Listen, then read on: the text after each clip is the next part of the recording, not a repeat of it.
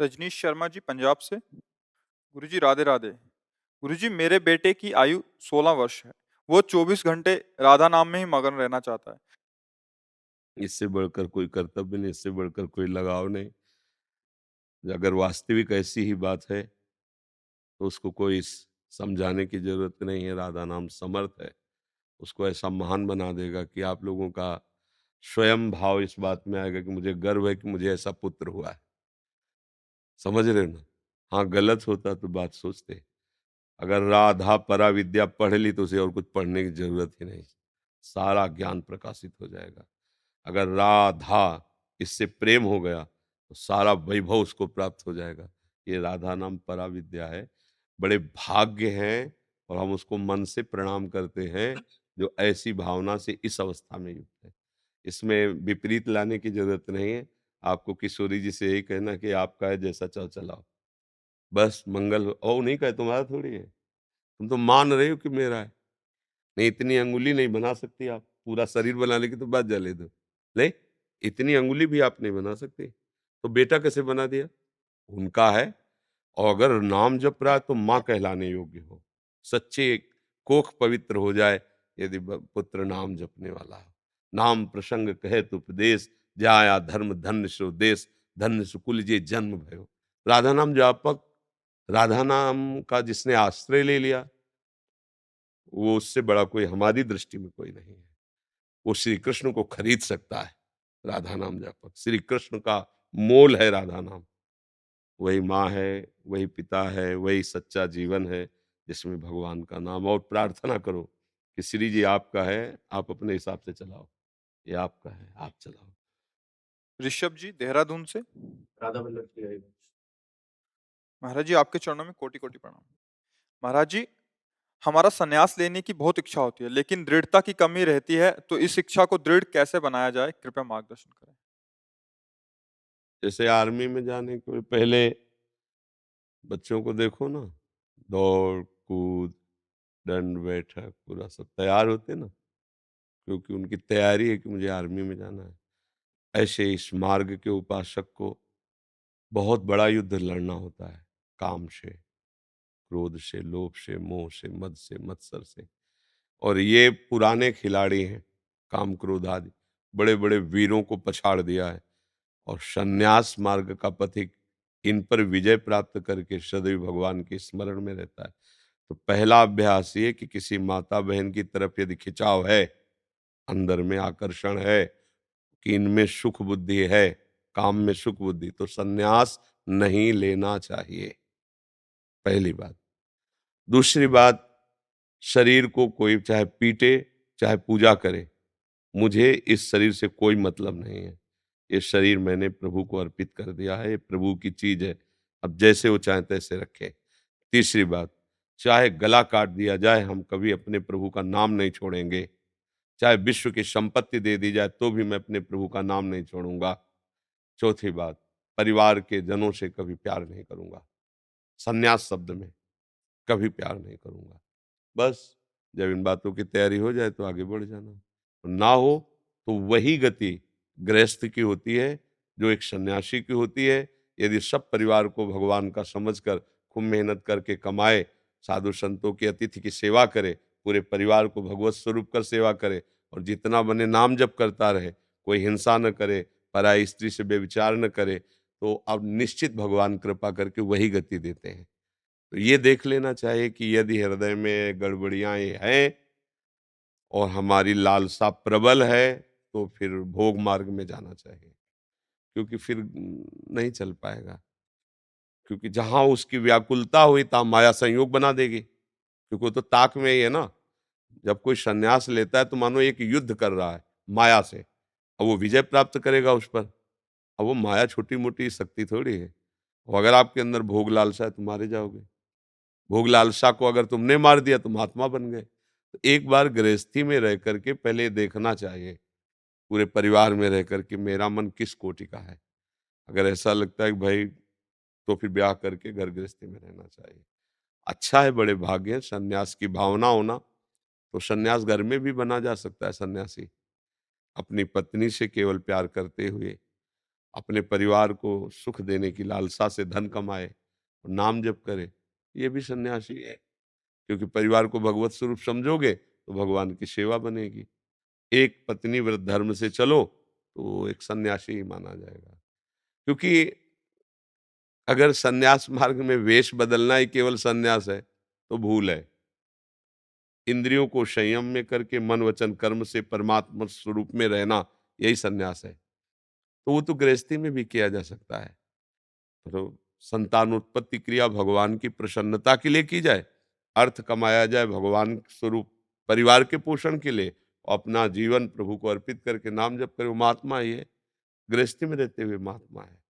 संन्यास का मतलब होता है सब कुछ भगवान को अर्पित कर देना। ये तो सर्वाणि कर्माणि मयि सन्न्यस्य मत्पराः अनन्येनैव योगेन माम ध्यायन्ति उपासते।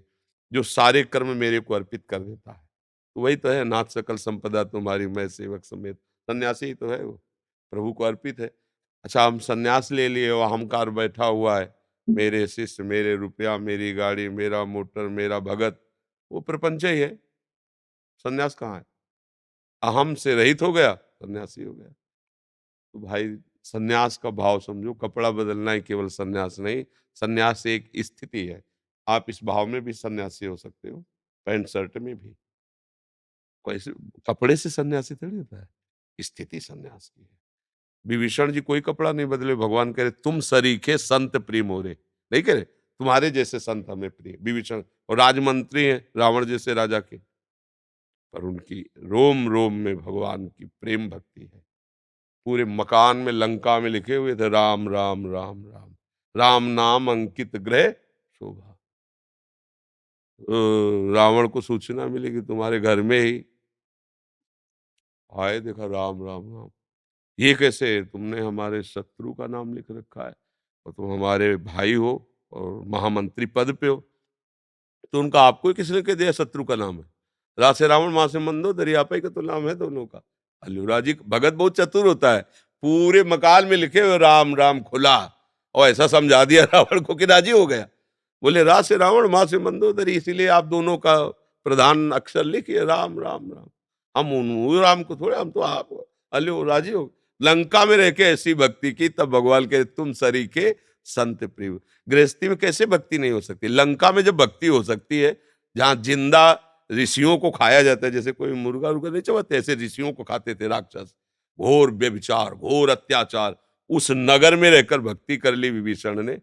भगवान के सामने जब कहे तो कि तुम सरीखे संत भी, इतनी विषम परिस्थिति में मेरा भजन कर लिया, तुम्हारे जैसे संतों के लिए मैं देह धारण करता हूं। तो आपकी भावना की वंदना है। आप डट के इसी भेष में पहले इन विकारों को कंट्रोल करो, फिर जब आपको लगे कि अब कोई, तो भेष बदलने में क्या है, 5 मिनट में भेष बदल जाएगा, कोई भी भेष ले लो। आपकी स्थिति आ गई, अब बढ़िया है, तैयारी फिट है, तो फिर बढ़िया है। तैयारी फिट करो पहले।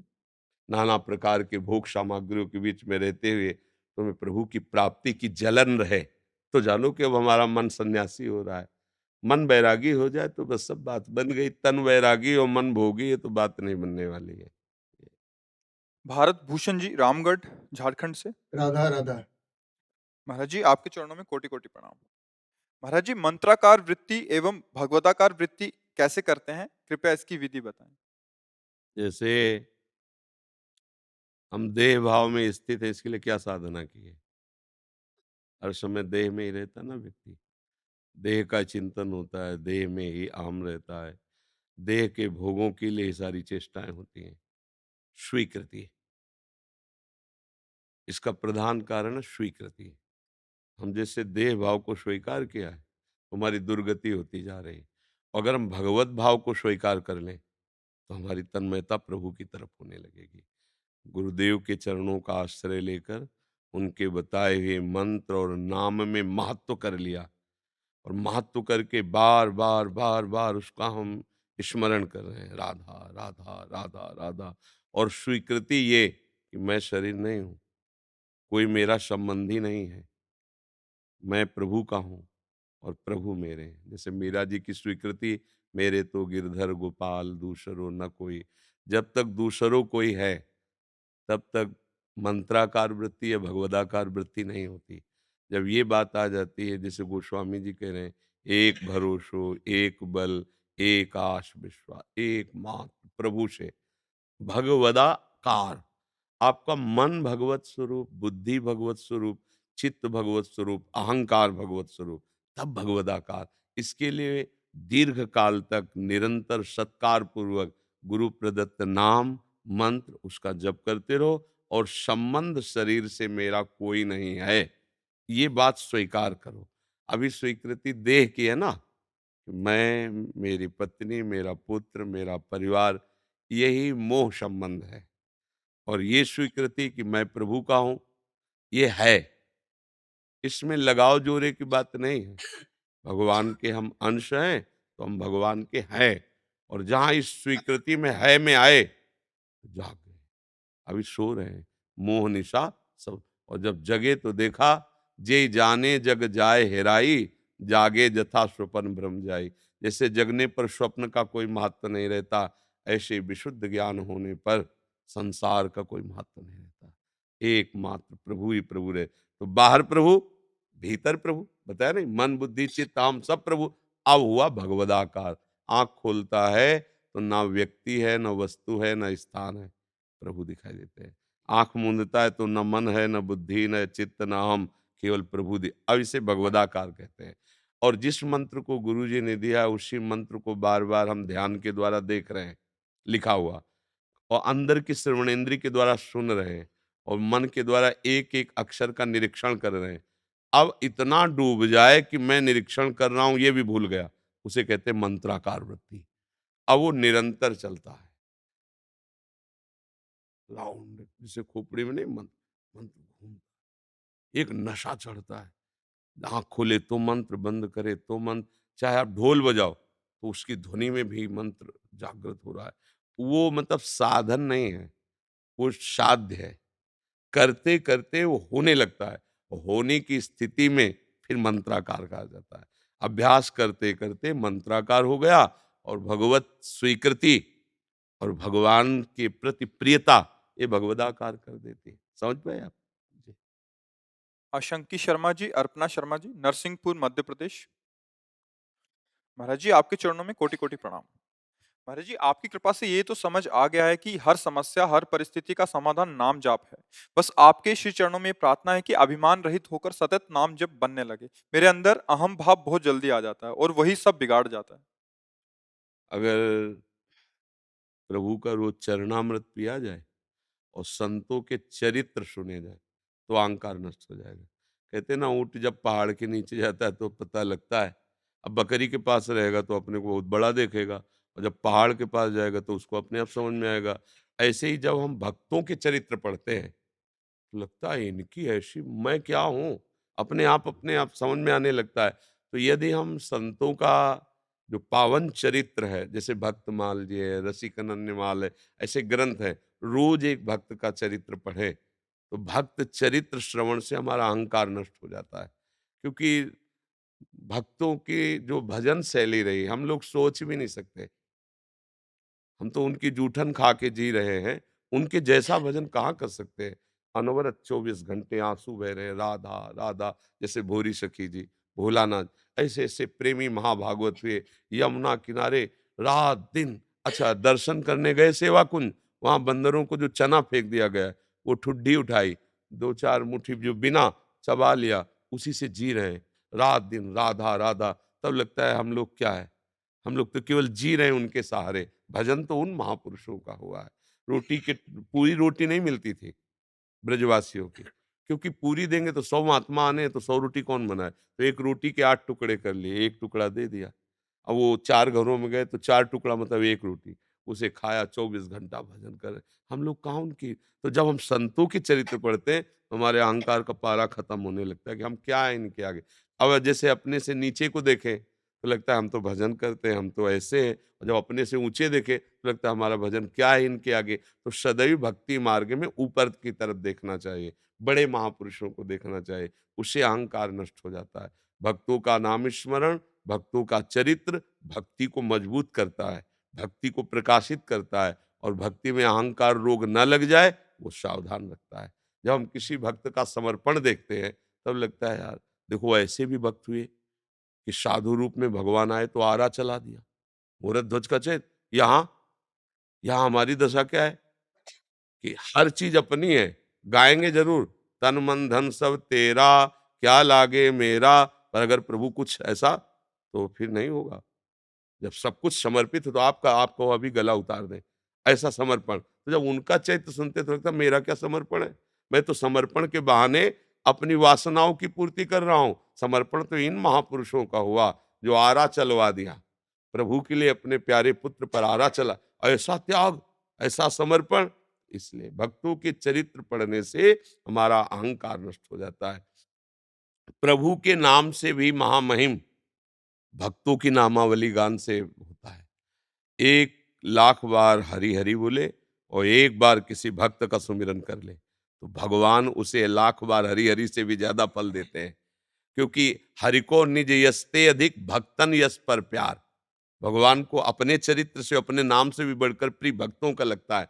जब कोई भक्तों का यश गाता है तो भगवान प्रसन्न हो जाते हैं। जो कोई भक्तों का आश्रय ले लेता है तो पहले भगवान भक्त का आश्रय लेने वाले का कल्याण करते, फिर अपने भक्त का करते। जैसे गजराज भक्त है और ग्राह ने चरण पकड़े गजराज के, तो सबसे पहले भगवत प्राप्ति किसको हुई? ग्राह को। गजराज को तो बाद में खींचा, पहले उसे बैकुंठ भेजा। सुदर्शन चक्र के द्वारा स्पर्श करा पहले बैकुंठ में। भक्त का चरण पकड़ ले तो भक्त चरण धरि भाव तरत भव सिंधु अगाधा, फिर अहंकार नहीं रहता है। तो भक्तों की नामावली गाए, भक्तों का चरित्र पढ़े और प्रभु का चरणामृत और नाम जप करे तो अहंकार रह ही नहीं जाएगा। और अहंकार अज्ञान के कारण लगता है। अच्छा क्या कर सकते हैं हम? क्या कर सकते हैं? अभी मालिक हमारी नेत्र ज्योति हर लें, अभी खत्म। वाक शक्ति खत्म, बोल नहीं सकते। श्रवण शक्ति खत्म, सुन नहीं सकते। चलने की शक्ति खत्म, पैर खत्म। अभी लकवा मार जाए, अभी दिल फेल हो जाए, कुछ हम कुछ कर सकते हैं? तो आपसे भजन कराया जा रहा है, आप परिक्रमा दे रहे हो, आप तपस्या कर रहे हो, आप जितेंद्रिय, ये भगवान करा रहे हैं, तुम्हारी सामर्थ्य नहीं है। इसलिए जब ज्ञान हो जाता है तो अहंकार नहीं रहता। और जब तक अब अभिमान रहता है तब तक फिर अच्छी भक्ति नहीं होती। अभिमान में भक्ति मानो जैसे रोगी हो गई हो कर तो रहा है पर वो रंग नहीं आएगा। अभिमान नष्ट होकर जब दैन्यता से होता है तब भक्ति का रंग, और ये आता है भक्तों के संग से, प्रेमी महापुरुषों के संग से। तनीषा अग्रवाल जी, गंगानगर, राजस्थान से। राधा वल्लभ श्री हरिवंश। राधा वल्लभ श्री हरिवंश गुरुदेव, आपके चरणों में कोटि कोटि प्रणाम। गुरुदेव, मैं आपका सत्संग यूट्यूब के माध्यम से पिछले 7-8 महीनों से सुन रही हूँ। गुरुदेव, आपकी कृपा से मैं नाम भी जप करती हूँ, वाणी पाठ भी करती हूँ। गुरुदेव, मेरे माता पिता अभी मुझे शिक्षा पूर्ण करने के लिए कह रहे हैं और अभी दीक्षा के लिए मना कर रहे हैं। गुरुदेव, मेरे आगे का मार्ग प्रशस्त करें कि मैं कैसे। हम भी आपके माता पिता का ही सपोर्ट करेंगे। माता पिता के अनुसार चलिए, राधा राधा जपिए और गर्लफ्रेंड बॉयफ्रेंड वो क्या एक चरित्र चले हैं ना ये, इनसे बचिए। माता पिता जहाँ ब्याह करें वहाँ धर्म से जाओ, माता पिता के अनुशासन में रहो, राधा राधा जपो। गुरु मंत्र जरूरी नहीं, जरूरी आचरण पवित्र होना। अगर आचरण पवित्र तो कभी खेती तैयार है, कभी भी बीज बो दो फसल तैयार हो जाए। अब खेती बंजर पड़ी है तो बीज कितना भी कीमती हो बेकार ही हो जाएगा। अगर आपका चरित्र ठीक नहीं है कुछ नहीं होने वाला। आप पूरे जीवन चरित्र पर दृष्टि रखिए और माता पिता जैसा प्यार करने वाला सृष्टि में दूसरा नहीं, आप समझ लेना। जब कभी कोई विशेष कष्ट होता और दौड़ के माँ के पास तो जाओ, वो छाती में से लगा के ले बबुआ, बस इतने में सब दूर हो जाता है। वो माँ एक वात्सल्य है और ऐसे अनंत गुना वात्सल्य हमारी प्रिया जो किशोरी जो करते हैं। तो राधा राधा जपो, माता पिता के अनुशासन में रहो। बिल्कुल दीक्षा लेने की जरूरत नहीं। दीक्षा का मतलब क्या होता है? गुरु वचन बोल तो रहे राधा राधा। अगर गुरु वचनों पे विश्वास है तो गुरु वचन ही तो दीक्षा होती है।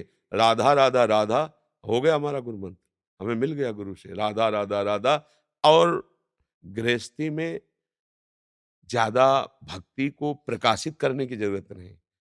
हमें राधा राधा जपने से मतलब है।